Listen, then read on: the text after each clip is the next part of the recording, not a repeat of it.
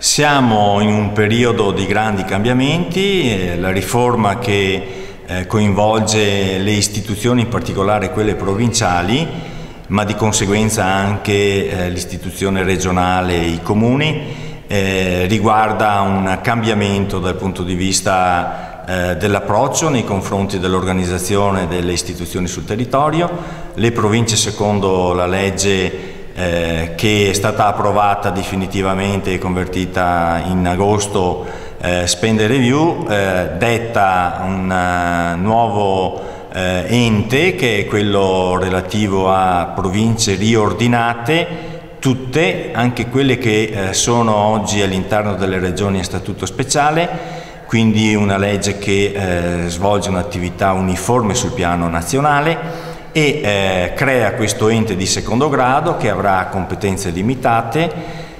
Sarà un organismo molto snello, fatto nel caso del Veneto per le province riordinate da 12 consiglieri e da un presidente di provincia, eletto direttamente da un collegio elettorale costituito dai consigli comunali di ciascun comune e dal sindaco di ciascun comune, e avrà compiti appunto limitati. Le funzioni che oggi svolge la provincia e non svolgerà più in futuro saranno devolute o ai comuni o alle regioni. È evidente che si avvia un percorso di forte discussione, ma anche di interessante evoluzione di quello che è l'assetto territoriale. I cittadini chiedevano l'abolizione di questo ente intermedio,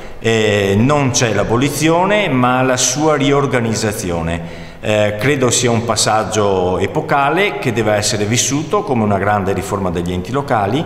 assieme a quello che è già stato scritto nelle leggi, che è la necessità di gestire in forma associata i servizi per i piccoli comuni, ma questo anche all'interno di grandi aree definite metropolitane o meno, ma però che si occupano di gestire in modo unitario i servizi.